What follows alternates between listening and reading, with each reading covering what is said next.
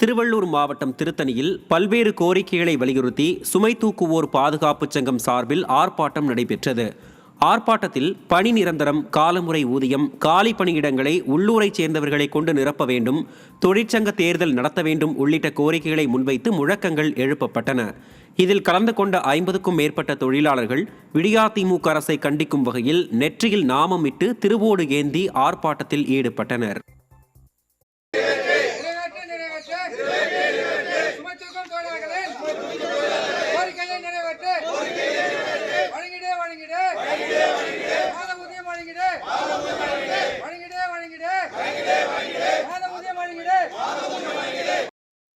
கன்னியாகுமரி மாவட்டம் கொட்டாரம் அரசு மேல்நிலைப் பள்ளியில் அடிப்படை வசதிகள் இல்லாததால் மாணவர்கள் அவதியடைந்து வருகின்றனர். பள்ளியில் குடிநீர் தொட்டியில் குழாய்கள் உடைந்து காட்சியளிக்கிறது.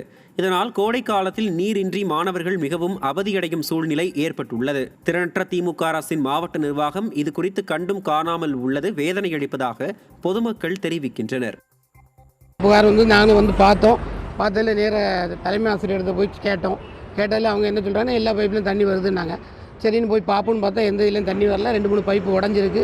அப்போ பிள்ளைகள்கிட்ட கேட்கும்போது பிள்ளைகள் என்ன சொல்கிறாங்கன்னா நாங்கள் வீட்டில் இருந்தால் குடிக்க தண்ணி கொண்டு வரோம் அப்படிங்காங்க. இந்த மாதிரி சூழ்நிலை நடந்துட்டுருக்கு. அதனால் நீங்கள் மாவட்ட நிர்வாகம் உடனே இதுக்கு நடவடிக்கை எடுக்குமாறு கேட்டுக்கொள்கிறேன்.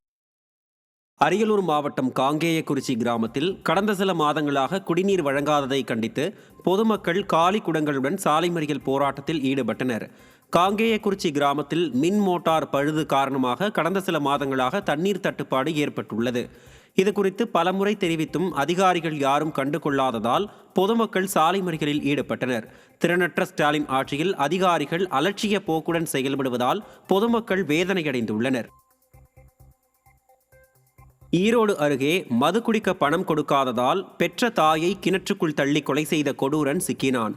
கடத்தூர் அடுத்த சானார்புதூர் பகுதியைச் சேர்ந்த சரவணகுமார் என்பவர் மது குடிக்க பணம் கொடுக்காததால் தனது தாயை கிணற்றுக்குள் தள்ளி கொலை செய்துவிட்டு தானும் கழுத்தை அறுத்து கொண்டார். இதையடுத்து அவர் மருத்துவமனையில் அனுமதிக்கப்பட்ட நிலையில் அவரது தாயின் உடல் கிணற்றில் இருந்து மீட்கப்பட்டது.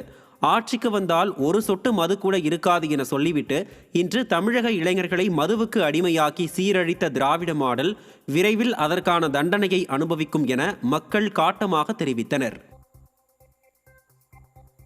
சேலம் மாவட்டம் ஆத்தூர் அருகே குடிநீர் கட்டண வரி வசூலுக்கு சென்ற அதிகாரிகளை முற்றுகையிட்டு பொதுமக்கள் சிறைப்பிடித்த சம்பவம் பரபரப்பை ஏற்படுத்தியது. நரசிங்கபுரம் நகராட்சிக்குட்பட்ட 10வது வார்டு வடக்கு தலைநகர் பகுதியில் குடிநீர் கட்டணம் செலுத்தாமல் உள்ள பொதுமக்களிடம் குடிநீர் வரி வசூல் செய்வதற்காக அரசு அதிகாரிகள் சென்றனர். அப்போது குடிநீர் கட்டணம் செலுத்தவில்லை என்றால் குடிநீர் இணைப்பை துண்டிக்கப்படும் என அதிகாரிகள் தெரிவித்ததால் ஆத்திரமடைந்த பொதுமக்கள் தங்கள் பகுதிக்கு 18 நாட்களுக்கு ஒரு முறை குடிநீர் விநியோகம் செய்யப்படுவதாக, இந்த முறை 20 நாட்களுக்கு மேலாகியும் முறையாக வழங்குவதில்லை என வேதனை தெரிவித்தனர். அப்போது ஆய்வு செய்ய வராத அதிகாரிகள் வரி வசூல் செய்ய எப்படி வரலாம் என்று கேட்டு பொதுமக்கள் வாக்குவாதத்தில் ஈடுபட்டனர். வர